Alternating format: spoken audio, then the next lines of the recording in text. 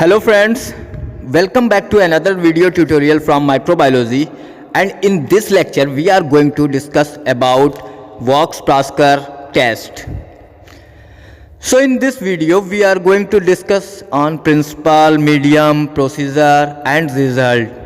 We will also discuss on some Vox-Praskar positive organism and Vox-Praskar negative organism. So stay tuned and watch carefully till the end. Welcome back friends. Vox-Praskar test principle. Pyruvic acid, the pivotal compound in the fermentative degradation of glucose, is further metabolized through various metabolic pathways depending on the enzyme systems possessed by different bacteria. Glucose के सिद्धांत की बात करें वोक्स-प्रास्कर test की, तो glucose के किण्वन के परिणाम स्वरूप एक केंद्रीय पदार्थ पायरुविक अम्ल बनता है, जो कि आगे फिर विभिन्न जीवाणुओं के द्वारा प्रवर्तित एंजाइमिक चयापचयी मार्गों द्वारा चयापचयित होता है।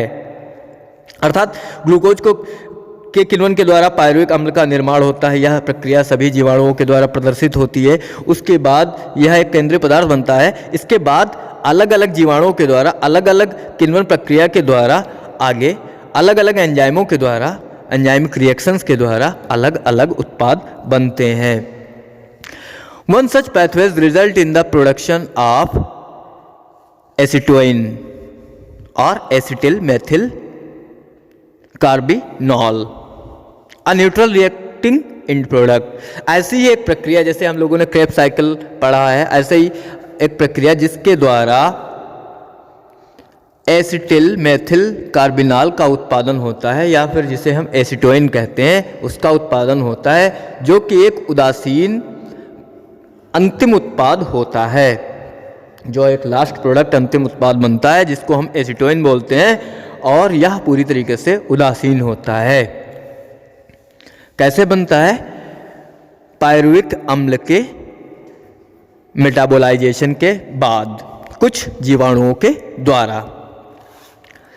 Organism such as members of the Klebsiella, Enterobacter, Hafnia, Serratia group produce acetoin as the chief end product of glucose metabolism and form smaller quantities of mixed acid.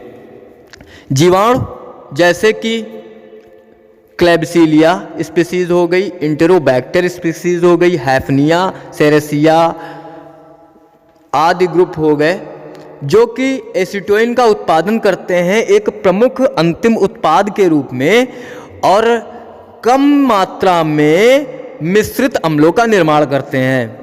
Glucose का जब फर्मेंटेशन होता है उससे pyruvic अम्ल बनता है सभी जीवाणुओं के द्वारा। उस पायरुविक अम्ल का जब दोबारा जो मेटाबोलाइजेशन होता है उसके द्वारा कुछ फैमिलीज होती हैं, जैसे कि क्लैब्सिलिया, इंटेरोबैक्टर, हैफनिया, सेरेसिया, जो कि एसिटोइन का उत्पादन करती हैं एक प्रमुख अंतिम उत्पाद के रूप में पायरुविक अम्ल के मेटाबोलाइजेशन के द्वारा, और थोड़ी सी या कम मात्रा में अन्य मिश्रित अम्लों का निर्माण करती हैं। इन the presence of atmospheric oxygen and 40% hydrogen peroxide, जो कि होता है कब? जब वातावरण में ऑक्सीजन उपलब्ध होती है और 40% मात्रा पोटेशियम हाइड्रोक्साइड की इनको उपलब्ध होती है। Acetoin is converted to diacetyl and alpha naphthol, serves as a catalyst to bring out a red complex. तो क्या होता है? In the presence of atmospheric oxygen and 40% potassium hydroxide, acetoin is converted to diacetyl and alpha naphthol serves as a catalyst to bring out a red complex। जब atmospheric oxygen और 40% potassium hydroxide होती है तो एसिटोइन बदल जाता है die acetyl में, और अल्फा नेफ्थोल एक इंडिकेटर होता है जो कि साथ में कैटालिस्ट का काम करता है, उत्प्रेरक का काम करता है, जो कि रेड कॉम्प्लेक्स एक देता है या लाल रंग का मिश्रित पदार्थ उत्पन्न करता है। कब? जब पोटेशियम हाइड्रोक्साइड उपलब्ध होती है जो अंतिम उत्पाद होता है एसिटोइन उसके साथ, और ऑक्सीजन होती है तो वह बदल जाता है डाइएसिटिल में, और वहाँ पे अल्फा नेफ्थोल उससे जुड़ जाता है और एक लाल कॉम्प्लेक्स पदार्थ देता है। Medium used MRVP breath. माध्यम जो यूज किया जाता है वही मेथिल रेड वॉक्स प्रास्कर ब्राथ उपयोग किया जाता है। Regents alpha नेप्थॉल 5%, colour intensifier and alpha 5 ग्राम, और absolute ethyl alcohol 100 ml is also used, or O'Meara's reagent also used, potassium hydroxide 40 gram, creatine 0.3 gram and distil water 100 ml। अगर माध्यम रीजेंट की बात करें तो अल्फा नेप्थॉल 5% और एथिल अल्कोहल 100 ml मिला के एक रीजेंट तैयार किया जाता है। इसके अलावा ओमीराज रीजेंट होता है जिसमें पोटेशियम हाइड्रोक्साइड 40 ग्राम होता है और क्रिएटिन 0.3 ग्राम, और इसके साथ डिस्टिल वाटर 100 ml होता है। दोनों यूज किए जाते हैं। Procedure: inoculate a tube of MRVP broth with pure culture of the test organism. सबसे पहले क्या करते हैं, MRVP ब्राथ अपनी परख नली में लेकर उसमें कल्चर जो हमारा प्योर कल्चर होता है या टेस्ट ऑर्गेनिज्म होता है उसके अंदर इनोकुलेट करते हैं। Incubate for 24 hours at 35 degree centigrade. फिर क्या करते हैं, 24 घंटे के लिए 35 डिग्री सेंटीग्रेड पर उसको इंक्यूबेशन के लिए रख देते हैं। At the end of this time aliquot 1 ml of broth to clean test tube. क्या करते हैं, इस समय के अर्थात 24 घंटे की समाप्ति पर क्या करते हैं, 1 ml ब्राथ को एक साफ परख नली में रख देते हैं। जो हमारा टेस्ट ऑर्गेनिज्म जिसमें ब्राथ होता है MRVP ब्राथ, उससे 1 ml निकाल के हम किसी साफ परख नली में रख देते हैं। फिर क्या करते हैं कि at 0.6 ml of 5% alpha naphthol followed by 0.2 ml of 40% KOH और पोटेशियम हाइड्रोक्साइड। अब क्या करते हैं कि 0.6 ml 5% की कंसंट्रेशन में जो अल्फा नेप्थोल होता है उसको मिलाते हैं। उसके बाद 0.2 मिलीलीटर 40% सांद्रता वाले पोटेशियम हाइड्रोक्साइड को मिलाते हैं। It is essential that the reagents be added in this order. जो भी रीजेंट हम मिला रहे हैं यह जरूरी होता है कि इसी क्रम में मिलाएं।